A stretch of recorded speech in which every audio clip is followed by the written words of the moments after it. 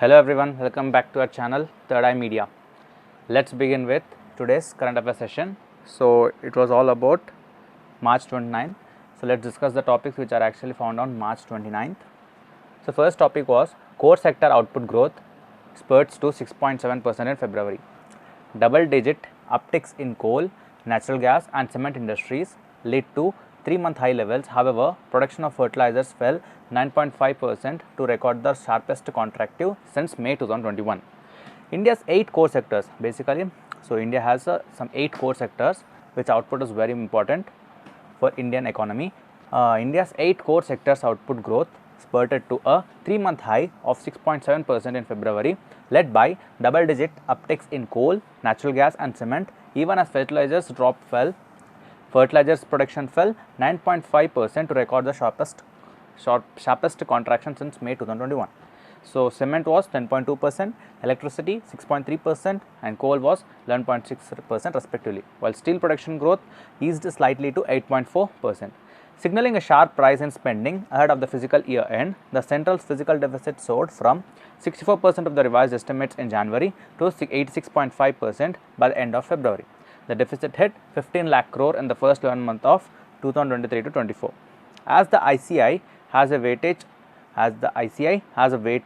of slightly over 40% in the index of industrial production, economists expect industrial output growth to recover from the 3.8% uptick recorded in January. So you all need to know only one thing from this particular article is what are the 8 core sectors of India. Next, 60% of consumer expenditure in India is on food and energy. Speaking at the pre-event session of 64th Conference of Indian Society of Labour Economics on growing apart, growth, poverty and inequality in post-liberalization India, Mr. Ghatak used extensive data to show the growth of inequality in the country after liberalization. 60% of India's consumer expenditure is on food and energy, he said, citing data from Centre for Monitoring the Indian Economy. He shared how the GDP of India has grown from 17th position in early 1990s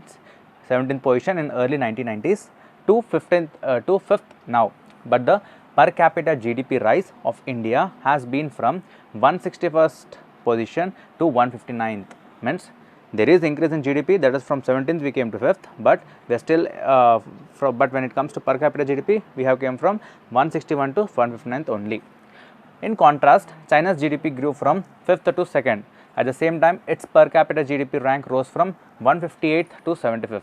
So we are lagged behind when compared to our rival China. Income distribution drives demand. This affects induced demand for factors of production, which drives income distribution. Next, Skyroot test fires second stage of Vikram 1 launch vehicle.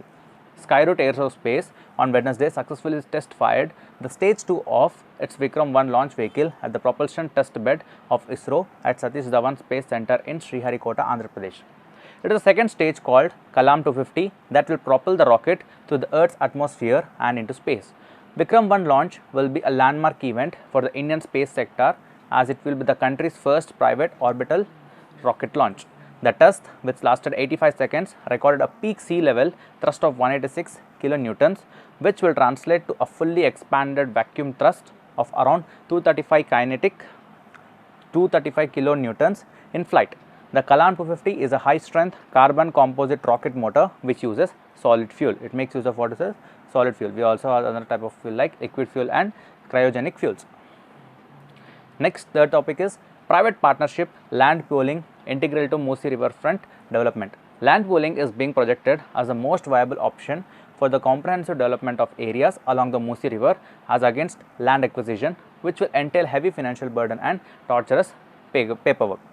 The Telangana government is set to engage private sector on a large scale for the Musi riverfront development project. Remember, Musi riverfront development project, so as to prevent bureaucratic delays and to economize on funding. Land pooling is being projected as the most viable option for the comprehensive development of the surroundings of the Musi river to circumvent the hassles associated with land acquisition. As per an official estimate, the project is expected to cost over $7 billion or close to 60,000 crore. The project proposal envisions development of people plazas, cycle tracks, green spaces, hawker zones, bridges, recreational and tourist areas, sports facilities, parking areas, commercial and retail spaces, and hospitality infrastructure. Next, government extends AFSPA, that is nothing but Armed Forces Special Protection Act, in parts of Nagaland, Arunachal Pradesh. The Union Ministry of Home Affairs, on Thursday extended the Armed Forces Special Protection Act or Special Powers Act in parts of Nagaland and Arunachal Pradesh for another 6 months. You need to understand what is AFSPA all about. That's it.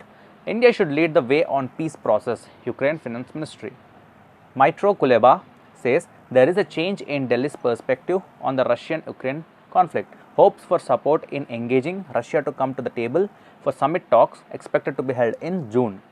Ukraine hopes that India will join a peace summit hosted by Switzerland this summer and also play a role in bringing Russia to the table, Foreign Minister Maitro Kuleba said on Thursday, ahead of a bilateral meeting with External Affairs Minister S. Jaishankar on Friday. It also did not invite Ukrainian President Volodymyr Zelensky to address the G20 in 2023 as Kyiv has requested.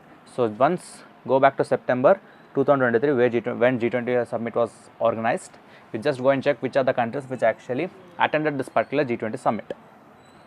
Next, UGC proposes NET for PhD admissions, students slam move.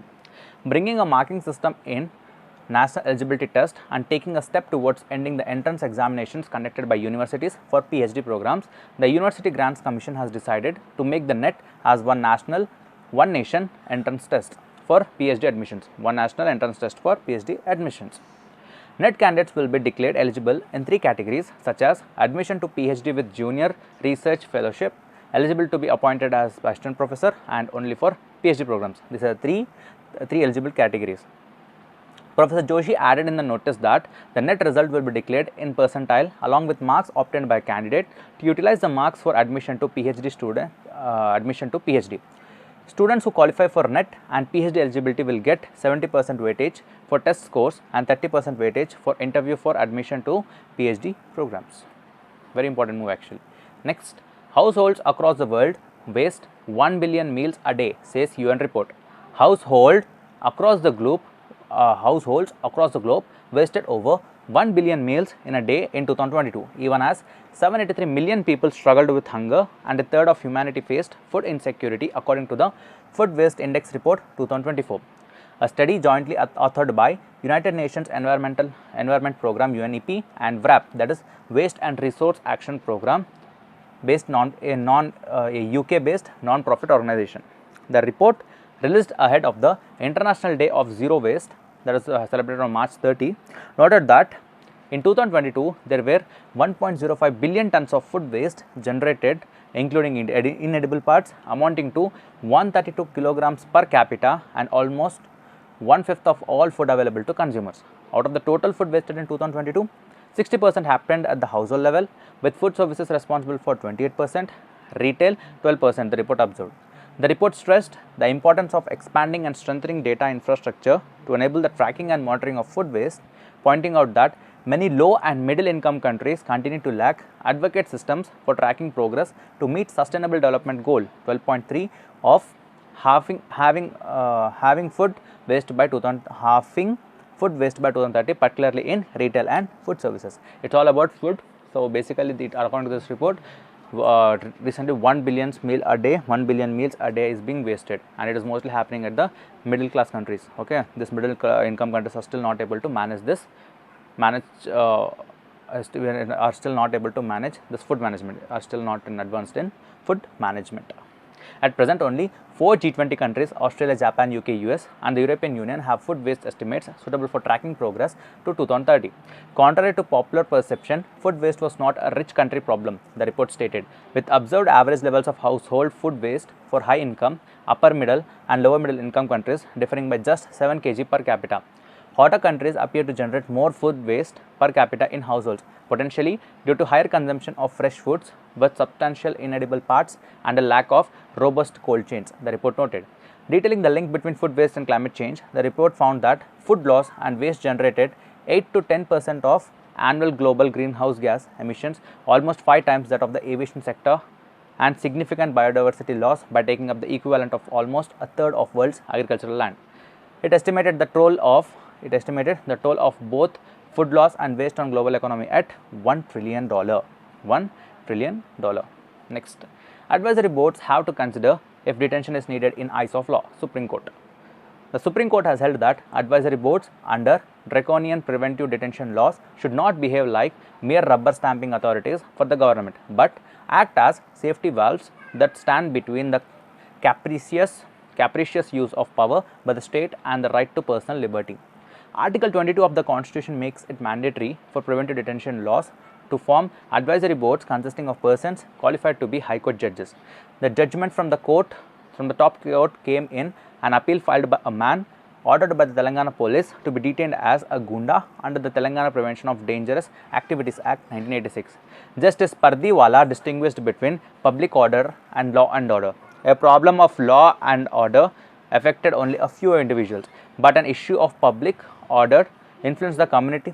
So, a problem of law and order affected only a few individuals, but an issue of public order influenced the community or the public at large or even the country. Only 4 firms in India ready to tackle cyber security risks.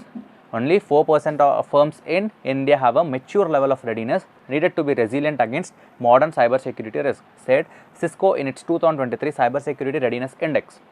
Enterprises continue to be targeted with a variety of techniques that range from phishing and ransomware to supply chain and social engineering attacks as per the index. It's critical that organizations not only increase their investment in cybersecurity but also embrace an integrated platform approach to protect the 5 key pillars and take steps to reduce their security readiness gap. Next, ICG, International Court of Justice, says Israel must ensure urgent humanitarian assistance in Gaza. Let's understand what is this. First of all, we will understand what is ICG all about. The International Court of Justice is the principal judicial organ of the United Nations. It was established in the year 1945, June 1945, by the Charter of the United Nations and began work in April 1946. The seat of the court is at the Peace Palace in The Hague, Netherlands. So, it is located in Netherlands and it was situated in the year 1945. So, 26 June 1945, San Francisco, California, United States, year of establishment. The International Court of Justice, also called the World Court, is the only international court that adjudicates general disputes between nations and gives advisory opinions on international legal issues. It is one of the 6 organs of United Nations. So, that's all. These are the articles which are actually covered on on March 29. So, that's all. So, I hope you all are clear with these articles. So, don't forget to like, share and subscribe our channel. So, do follow our channel. Thank you.